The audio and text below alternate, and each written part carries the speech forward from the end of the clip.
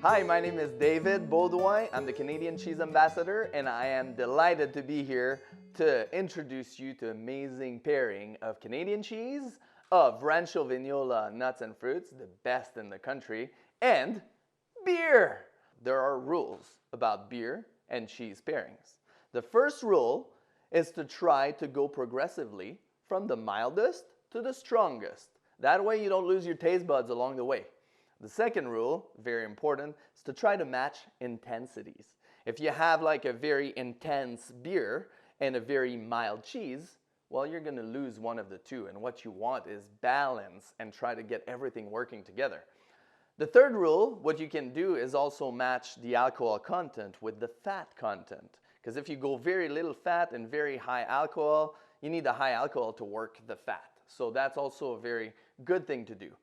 And finally, there's another very important rule, is to make sure you have lots of people with you, lots of cheese, lots of beautiful accompaniments, lots of beer, have lots of fun with many people, and then all the rules can be broken. I'm not going to do this pairing on my own, so I invited a good long-term friends of Rancho Vignola and the family, as well as someone who understands flavor. He's a foodie. Mike? Yes. How are you? I'm very good, thank you. The beer we're going to have is the Red Branch Irish Ale from Crannog Ales. And they're in Sorrento, BC. It's an organic farm. Beautiful people. They get it. They work for sustainability. They work for all the good values of life that actually in the end become some of the best beers we have in the country. So I'm super excited because I love those guys. I love those beers.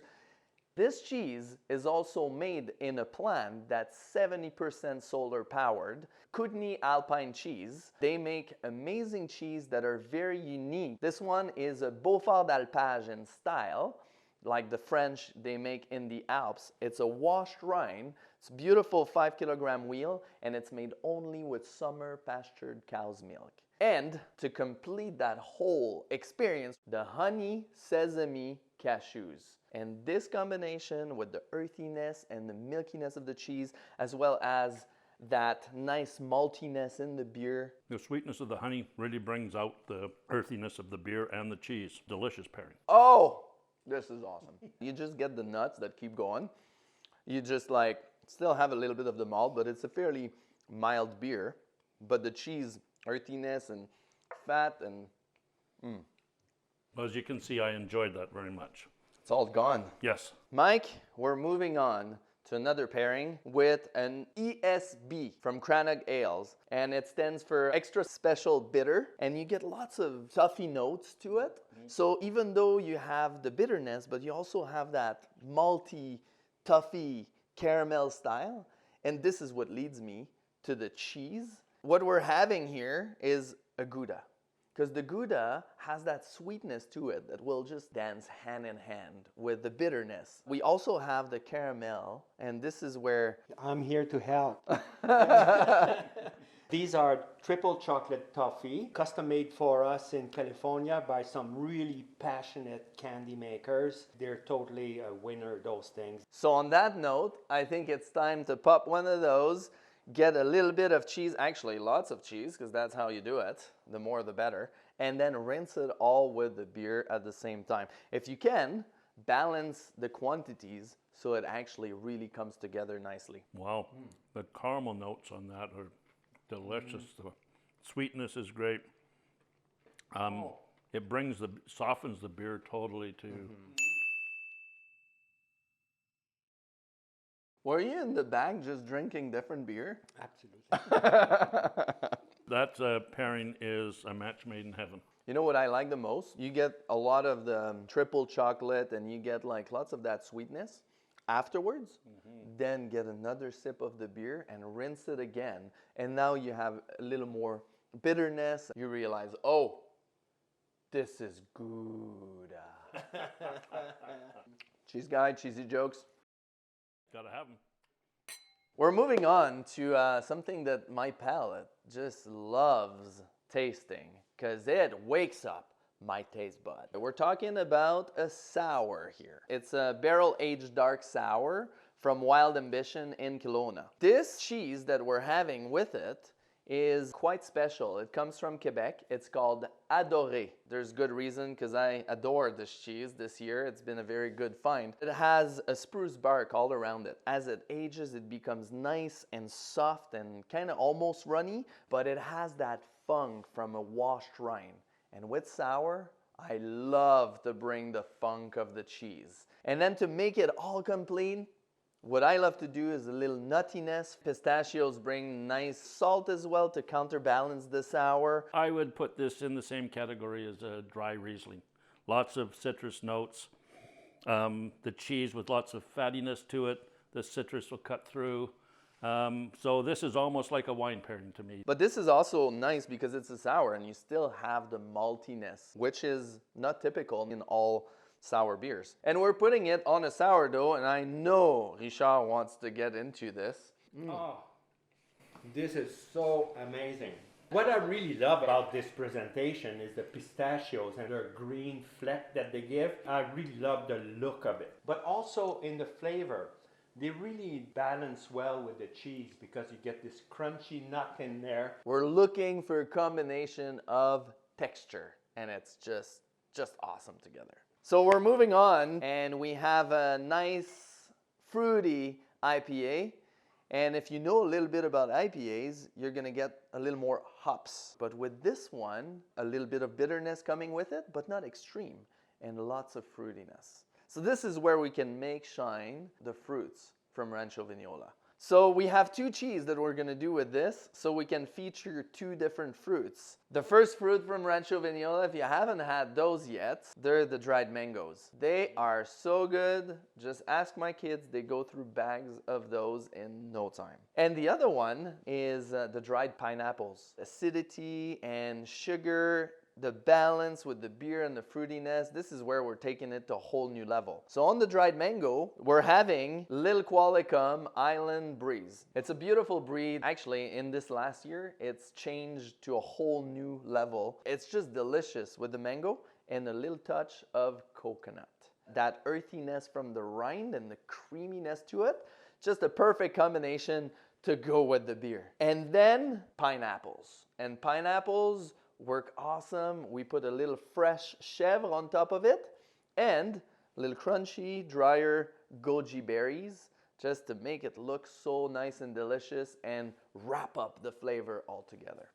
Are you ready for this? I am very ready for this. I really enjoy what the hops offer to this, and the creaminess of the cheese and the sweetness of the mango bring this all together, so it changes my whole look on hoppy beers. It's quite interesting because the things that some people might not like as much when it's on its own, you just add the nice balancing combination, and soon you are finishing your beer way too early. You eat more cheese, you meet more friends, and you drink more beer. Well, on my side, I've had the pineapple and then Carmelis fresh chèvre from Kelowna, the fruitiness of the beer, the pineapple that still comes through, and then there's a little fresh chèvre that comes in as well to play. My goodness, goosebump. I'm going to jump in because every time guests come into town, I take them up to Carmelis just to taste the cheese and have some gelato. I love the goji berry coming through in that. It's not just a decoration. It actually adds a little bit of texture to the cream cheese. Totally different than a berry, like not sweet, more on the acid side of it. Just adds a little bit more, and the acid in the cheese just comes through at the very end. I'm still tasting it. I love how like the mushroomy from the rind goes through so nicely with the mango, the beer that mingles so well, but then you get the crunchiness from the coconut as well. That matches so nicely. Not only this one, both of them. They're Totally so different, different. totally so different. different. I'm gonna have a second serving here.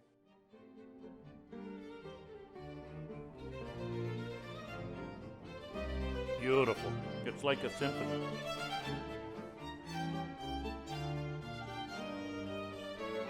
Now we have a very famous beer. It's the Backhand of God. It has so much power to it.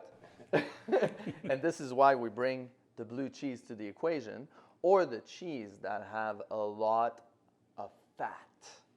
Because fat is what? Flavor. Flavor, absolutely.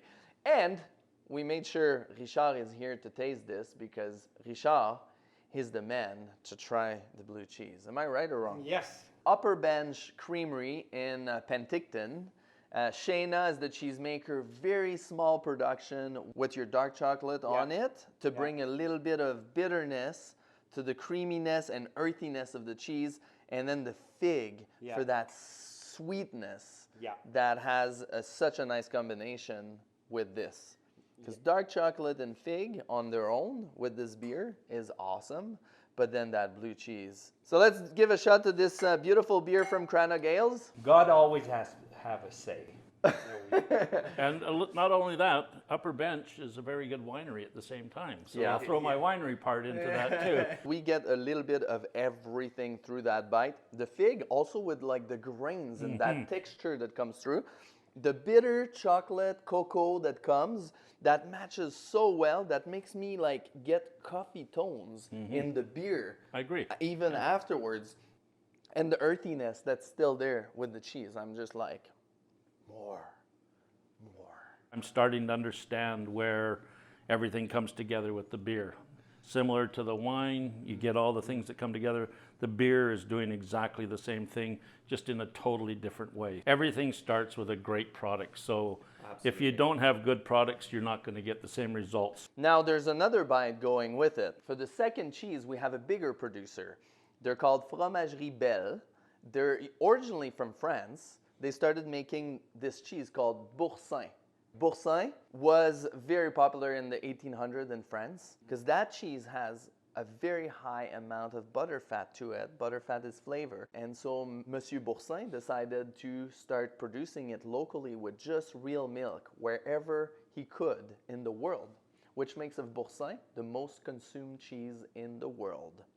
We're having the cranberry and pepper just to bring that peppery touch to it. A little sweet sour from the cranberry as well to match with the chocolate and toffee notes in the beer. And your amazing Barhi dates. To us, they're like the ultimate date flavor there is. They're so soft and creamy. They'll taste, as a French Canadian, I'd say, they're like maple syrup. They melt in your mouth, and to pair with that Boursin, which is a delicate cheese, it just is perfect. Oh la la. Oh! Oh, the sweetness from the dates is incredible. The beer balances it off, and the cheese is the creaminess of the whole thing. I just love it. And the beer just melted the whole thing away, like boom, cutting through. Oh my goodness. What a way to finish this. You betcha. Beauty. Cheers to beer. Cheers to be. All right, let's do more. That was fun.